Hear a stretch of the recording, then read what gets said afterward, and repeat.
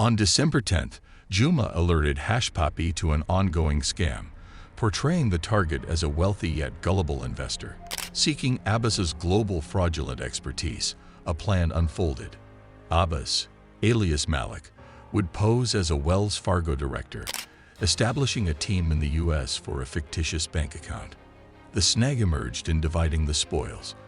Abbas proposed a split of $50,000 for himself and $100,000 for Juma, with the wealthy Qatari businessman paying $150,000. Juma assured him that Mr. Malik would facilitate the $15 million loan transfer. Papi, now as Mr. Malik, prepared for the role, adopting a Wells Fargo executive persona. To ensure a seamless scam, Vincent, a tech-savvy accomplice, crafted a deceptive website and automated phone line. The gang aimed to use these elements to convince the Qatari investor to send additional funds to U.S. and Kenyan bank accounts. The plan evolved, driven by a carefully orchestrated web of deception.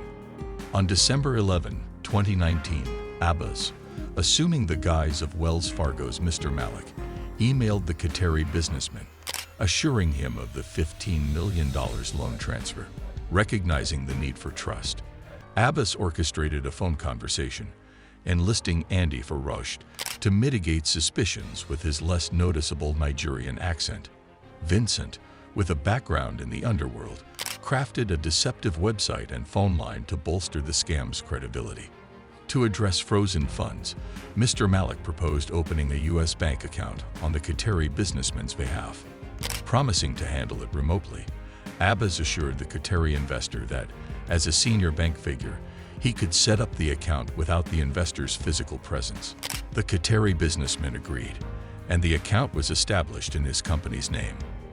Abbas updated Juma on progress, while the Qatari businessman, after talking to Mr. Malik, believed a legitimate U.S. business and bank account were set up for the impending $15 million loan transfer. Concurrently, Abbas sought Vincent's assistance in creating durable power of attorney documents for the scheme. As the plan unfolded, Abbas contacted Akbar Bayaka for a legitimate bank account, and she provided her Capital One details. Simultaneously, Abbas communicated with Juma, outlining a scheme to convince the Qatari businessman to fund an investor account in the U.S. with up to £250,000. Hushpuppi directed Annie for Washi to proceed with the plan. If Osha, acting as Mr. Malik, informed the investor that sending the $15 million to his personal account was impossible without a minimum balance of $250,000. However, sensing something amiss, the Qatari businessman hesitated due to the exorbitant fees. In a typical long con, individuals may perceive red flags but often continue, hoping for the anticipated payoff. Alarmed, the businessman insisted on speaking to Juma, who, surprised by Abbas's unexpected move, directed the businessman not to wire any funds until obtaining clarification from Mr. Malik. Concerned about being muscled out of the deal, Juma confronted Abbas about the $250,000 payment requested by Mr. Malik. Abbas assured Juma of the deal's legitimacy, promising the agreed commission. However, Abbas, facing difficulties with mules, sought alternative methods for receiving the money. A failed deal with mules led Abbas to contact a luxury watchmaker in Florida, requesting a Richard Mille RM 1103 watch as his extravagant purchase. Despite setbacks, Abbas remained undeterred, ready to continue the elaborate scheme after resolving differences with Juma.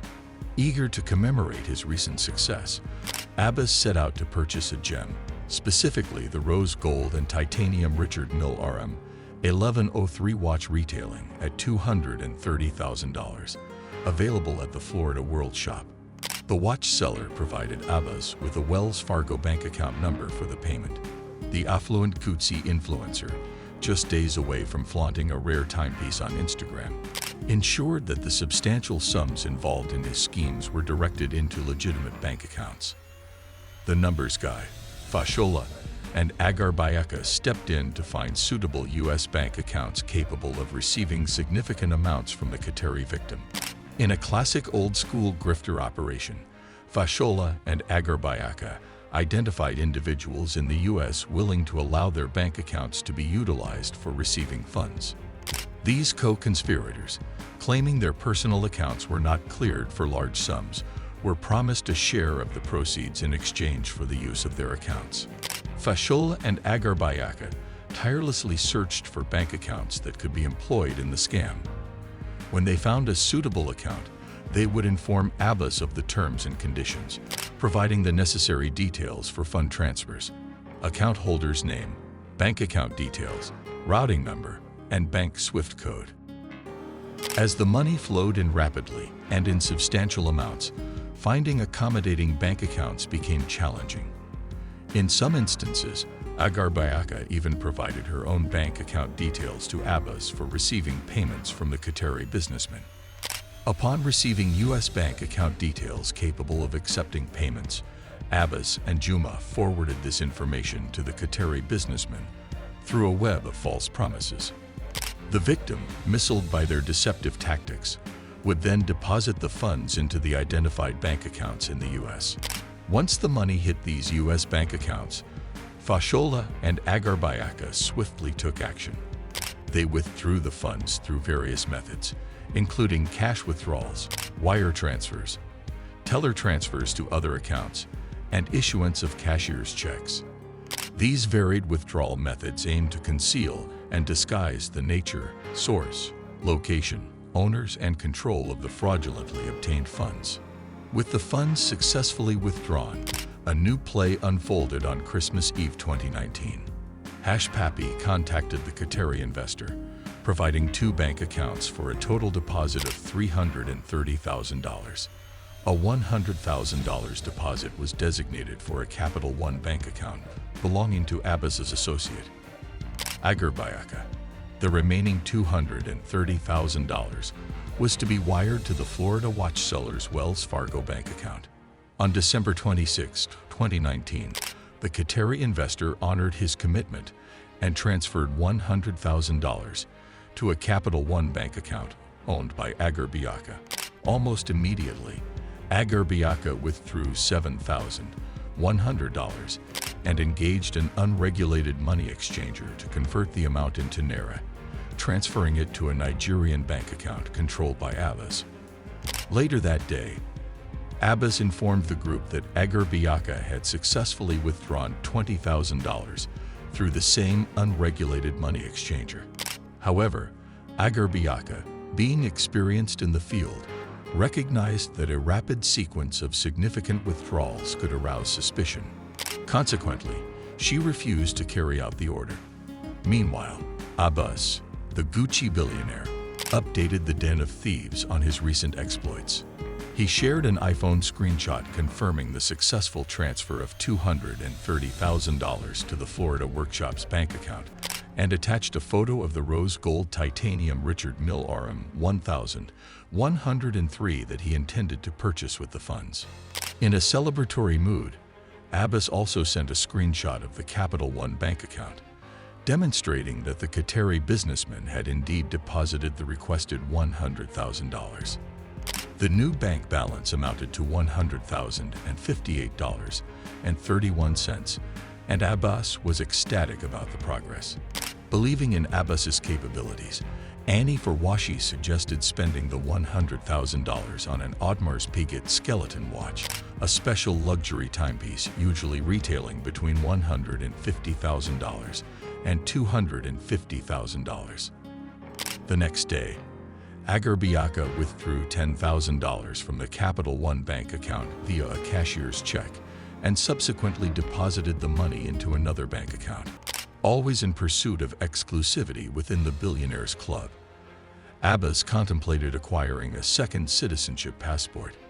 He chose Street Kits and Nevis, which allows visa-free travel to over 100 countries in Europe and the Caribbean for a fee ranging from $200,000 to $250,000. As the new year commenced, Abbas, in his customary opulence, took to Instagram to update his followers on his lavish lifestyle. On January 3, 2020, He claimed to have purchased a gold and titanium Richard Mille RM 1103 watch from a New York jewelry store for $230,000. He instructed Agar Biaka to pick up the items on his behalf, eagerly awaiting their arrival at his Dubai residence. In a strategic move, Annie Farwashi recommended one of his trusted mules to Abbas. The mule would transport the purchased items directly to Abbas in Dubai in exchange for a small fee. Fashola facilitated the task, delivering the rose gold and titanium Richard Mille RM 1103 watch to the mule, who set out for Dubai on January 4 to meet with Abbas and deliver the luxury items. As the mule made his way to deliver the items, Abbas reflected on 2019 as a successful year, marked by recognition at the Ritz Hotel in Dubai and extravagant parties hosted by Gucci. He anticipated an even better 2020 and sought a second passport to enhance his spending capabilities or potentially provide a sanctuary if legal challenges arose. Thanks for joining us as we unravel the intricate tale of Hushpuppi and Abdulrahman Juma's audacious $1.5 million heist from a wealthy Arab. If you found this expose intriguing, don't forget to hit the like button, share it with fellow enthusiasts, and subscribe for more riveting insights into high-stakes schemes. Stay tuned for more.